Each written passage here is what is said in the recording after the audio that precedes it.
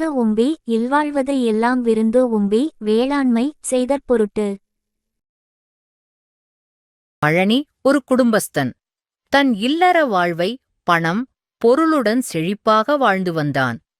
ஒருநாள் பாதயாத்திரை செல்லும் சில நபர்கள் பழனி வீட்டை பார்த்து, இந்த வீட்டில் இருப்பவர்கள் நமக்கு இன்றைய உணவிற்கும் உறங்குவதற்கான இடத்தையும் கொடுத்து உதவுவார்கள் என்ற நம்பிக்கையோடு பழனி வீட்டிற்கு அடைக்கலம் தேடி வந்தனர். ஆனால் பழனி இவர்களுக்கு உதவி செய்ய முன் வரவில்லை. அவர்கள் ஏமாற்றத்துடன் திரும்பினர். சிறிது நாட்கள் சென்றது. பழனி வியாபாரம் விஷயமாக தன் காரில் பக்கத்து ஊருக்கு வந்திருந்தான். வேலை முடிந்து காரில் வீட்டிற்கு திரும்பும் பொழுது நல்ல மழை பெய்தது. சாலையெல்லாம் நீர் ஆறாக ஓடியது. வண்டியை ஒரு இடத்தில் நிறுத்திவிட்டு அங்கே இருந்த ஒரு வீட்டின் முன் மழைக்கு ஒதுங்கினான். அது மிகவும் சிறிய வீடு. அந்த வீட்டில் ஒரு மூதாட்டி மட்டும் இருந்தாள்.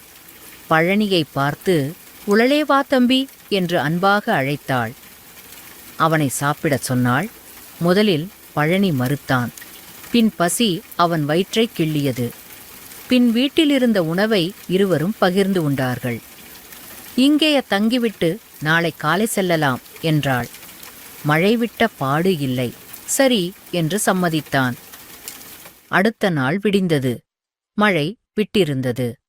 அந்த பாட்டிக்கு நன்றி சொல்லிவிட்டு கிளம்பினான். காரில் கிளம்பும்போதுதான் தான் செய்த தவறை உணர்ந்தான். ஏழ்மையான இந்த பாட்டி விருந்தினருக்கு உதவி செய்யும் பொழுது எல்லா வசதிகள் இருந்தும் தன்னை தேடி வந்த விருந்தினர்களுக்கு எந்த உதவியும் செய்யவில்லையே என்று மனம் வருந்தினான்.